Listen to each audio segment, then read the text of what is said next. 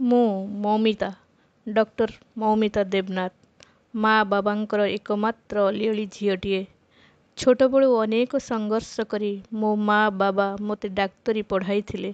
ସ୍ୱପ୍ନ ତ ଅନେକ ଥିଲା ମୋର ଓ ମୋ ପରିବାରର ନିଜକୁ ଏକ ପ୍ରତିଷ୍ଠିତ ଡକ୍ଟର ଭାବେ ଦେଖିବା ପାଇଁ। ମା ବାବା ଓ ମୋର ସ୍ୱପ୍ନକୁ ସାକାର କରିବା ପାଇଁ ମୁଁ ଦିନରାତି ଏକକାର କରି ଚାଲିଥିଲି ମୋର ସେଇ ଲକ୍ଷ୍ୟସ୍ଥଳୀରେ ପହଞ୍ଚିବା ପାଇଁ।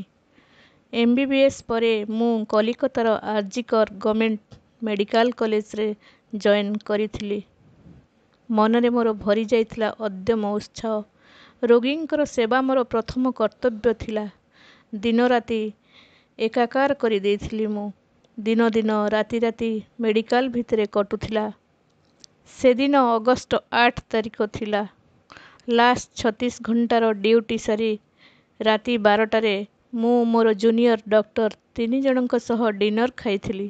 ତାପରେ ସମସ୍ତେ ମିଶି ଟିଭିରେ ଅଲିମ୍ପିକ୍ ଦେଖିଥିଲୁ। ମୋତେ ବହୁତ ନିଦ ଆସୁଥିଲା। ଜୁନିୟର ଡକ୍ଟରମାନେ ଅଲଗା ଅଲଗା ରୁମ୍କୁ ଚାଲି ଯାଇଥିଲେ ରେଷ୍ଟ କରିବାକୁ।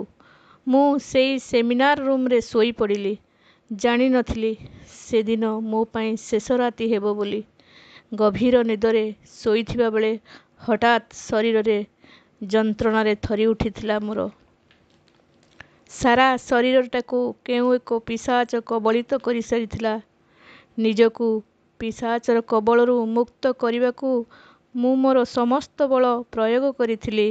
କିନ୍ତୁ ପିଶାଚର ଅକଥନୀୟ ଅତ୍ୟାଚାରରେ ମୋ ଶରୀର ସ୍ତବ୍ଧ ହୋଇ ଯାଇଥିଲା। ତଥାପି ସେ ତା'ର ଘୃଣ୍ୟ ଇଚ୍ଛାକୁ ମୋ ଶରୀରରେ ପ୍ରଶମିତ କରି ଚାଲିଥିଲା। ହିଂସ୍ର ପଶୁ ପାଲଟି ଯାଇଥିଲା। କ୍ଷତାକ୍ତ କରି ଚାଲିଥିଲା ସେ ସାରା ଶରୀରକୁ। ଶେଷ ମୁହୂର୍ତ୍ତରେ ମା ବାବା ମନେ ପଡ଼ୁଥିଲେ। ଡାକିବା ପାଇଁ ଆପ୍ରାଣ ଉଦ୍ୟମ କଲାବେଳେ ଶ୍ୱାସ ମୋର ରୁଦ୍ଧ ହୋଇଗଲା ପିଶାଚର ଆକ୍ରମଣରେ ସବୁଦିନ ପାଇଁ। ମୁଁ ଡକ୍ଟର ମୌମିତା ଦେବନାଥ। ମୋ ଆତ୍ମାର ବୁକୁଫଟା ଚିତ୍କାର। ମୋର ନ୍ୟାୟ ଦରକାର। କେବଳ ମୋ ପାଇଁ ନୁହେଁ, ଭବିଷ୍ୟତରେ ଆଉ କେଉଁ ନିର୍ଭୟା ମୌମିତା ଯେମିତି ମୋ ଭଳି ଯନ୍ତ୍ରଣା ଜର୍ଜରିତ ମୃତ୍ୟୁର ଶିକାର ନ ହୁଅନ୍ତୁ। ନହେଲେ ଏ ସମାଜରେ ମାତାସିତା କହିଥିବା କଥା ସତ୍ୟ ହିଁ ହେବ। ଏ ସଂସାର ନାରୀ ପାଇଁ ଯୋଗ୍ୟ ନୁହେଁ। ଏ ସଂସାର ନାରୀ ପାଇଁ ଯୋଗ୍ୟ ନୁହେଁ। ଜୟ ଜଗନ୍ନାଥ।